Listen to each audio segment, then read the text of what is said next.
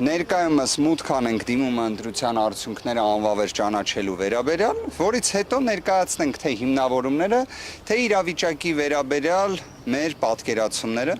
Կարծում եմ ձեզանից շատ-շատերը հետևել են եւ հետևում են այն ամենին, ինչ կատարվում է Հայաստանի Հանրապետությունում ընտրական գործընթացի վերաբերյալ, կամ եկեք ձևակերպեմ այսպես, այն ամենը, որը կատարվում է, որը չպետք է կատարվեր։ Այն ամենը, որը կատարվում է, որը ժողովրդավարական հասարակությունում չպետք է կատարվի։ Մի խոսքով, բայց եկեք հիմա մուտք անենք։ Սպասելիքներ ունեք, պարոն Վարդևանյան, իրադարձություններ թե ավելի վաղ եւ ինչու եք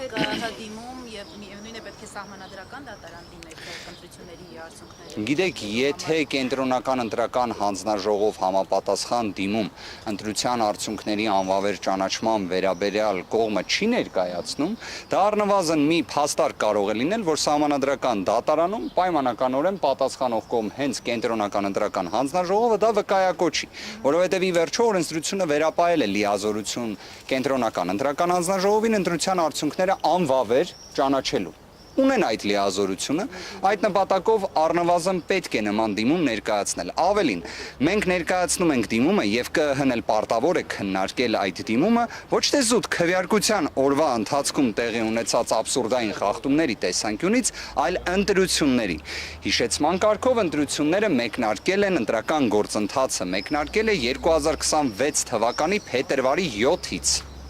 Հիշում եք ինչեր են տեղի ունեցել փետրվարի 7-ին հաջորդած ժամանակահատվածում։ Օրինակ կհիշեք, որ Հայաստանի Հանրապետությունը երևի թե միակ բացառիկ ժողովրդավարական մշակույթ ներդնող երկիրն է, որտեղ հենց նման ռեֆորմ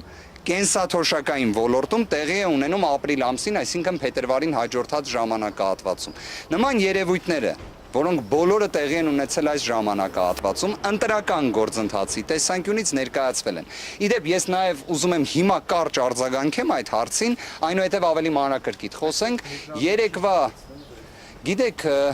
մի մասով այո, մի մասով ոչ։ Ես կռահում եմ ինչն եք ասում։ Եթե մենք համեմատական անցկացնենք 2021 թվականի եւ 2026 թվականի ընտրությունների միջև, նույնիսկ ԵԱԿ-ԺՄԻԳ-ի գնահատականները ավելի վատն են։ Պատկերացնում եք, այսինքն այն իշխանությունը, որը մշտապես խոսել է մեկ բանի մասին, որ իրենք ընտրությունների տեսանկյունից ամենաարդար, օբյեկտիվ ընտրություններ կազմակերպողն են, նույնիսկ ըստ ԵԱԿ-ԺՄԻԳ-ի գնահատականների, որոնք տեսնեք, մեծ անկում ունեն։ Կարող եք իհարկե ասել, արդյոք այս ամենը կանխատեսելի էր թե ոչ եւ այլն, եկեք ֆիքսենք մեկ այլ հանգամանք։ Մեր Հայաստանի Հանրապետության քաղաքացիները մասնակցել են ընտրություններին։ Կարող էին ավելի շատը մասնակցել, այո։ Կմասնակցեին թե ոչ, վստահ եմ կմասնակցեին, եթե չլիներ ատելության խոսքը, չլիներ այն ռեպրեսիվ մեքենայի իրացման մթնոլորտը, չլիներ այն ատելության խոսքը, որը տարածվել է։ Ավելին կլիներ մասնակցությունը։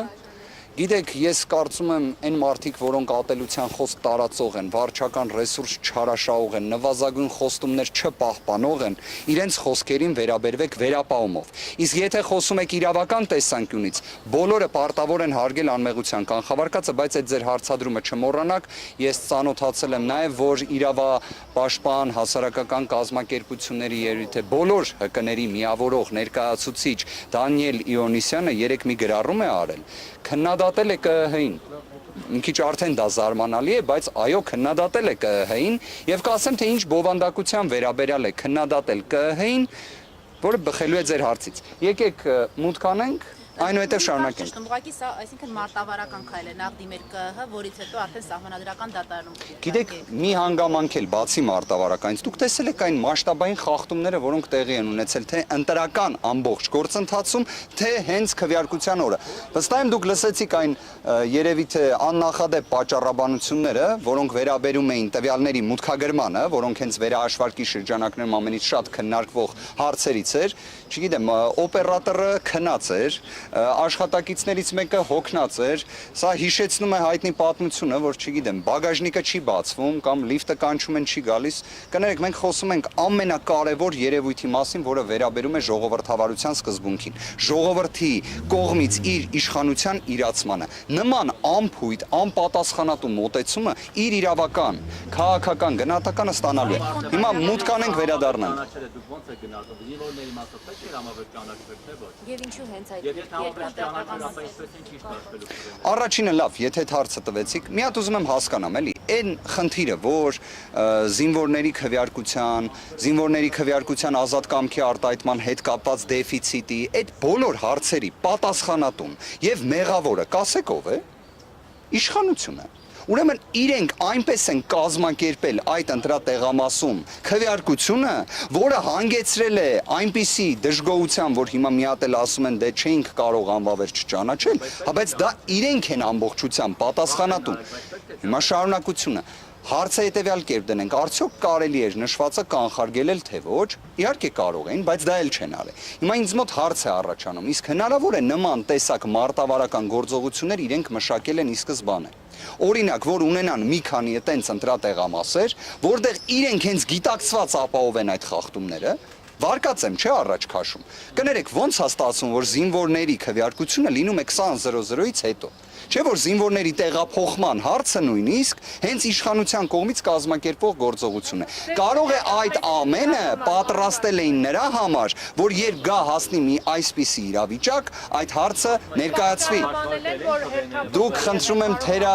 գնահատելուն ուղղված գործողություն մի արեք, ինչպես։ Պատճառաբանել էին, որ հերթափոխ է տեղի ունեցել, դուք նաև չեք հարգել ընդհանուր ընդդիմության ներդիմում, որ չեք հարգել զինվորների իրավունքը, հերթափոխ է տեղի ունեցել, եկել են քվեարկության, իդեպ նաև հողում էին անում ձեզ եւ Տիկին Մելոյանին, որ դուք եք հենց առաջին ասել, որ եթե ընտրատեղամասում են գտնվում ժամը 8-ից հետո, ապա իրավունք ունեն քվեարկելու։ Հիմա ինչի համար է այս ամենը։ Մի հատ կխնդրեմ իհարկե իմ անունը տալուց այդ անձինք նաև իմ համապատասխան հայտարարության հղումը տան։ Ես ճիշտն ասած այդ հայտարարությունը չեմ հիշում, որ ես կատարածել եմ, եթե նույնիսկ արածել լինեմ, իհարկե 20:00-ին, եթե ընտրական տեղամասում գտնվում է ընտրողը, այն կարող է իրացվել, բայց հարցը ամբողջ նրանում է, որ 20:00-ից հետո դուռը պետք է փակ լինի ընտրական տեղամասի։ Իսկ դրա պատասխանատուն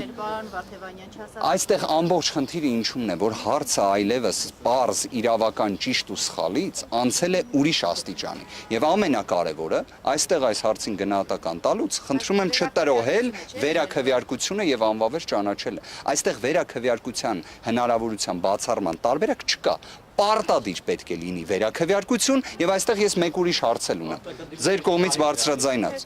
զինծառայողների հետ կապված իրենց քվեարկության այդ մեխանիզմի, որ զինծառայողներին տեղափոխում են ընտրական տեղամաս, այդ ամբողջի ընթացքում ստացվում է իրենց ազատ կամքի արտահայտման միջամտություն է տեղի ունենում։ Առաջինը դրա մասին բարձրաձայնել է 2017 թվականին մի հատ կուսակցությունների դաշինք կար, կոչվում էր Ելք։ Տեղյակ են իրենք, որ իրենք են դրա մասին առաջինը խոսել, թե դա էլ հմտորեն մոռանում են։ Գործընկերներ, մուտք անեմ, վերադառնամ։ Շնորհակալ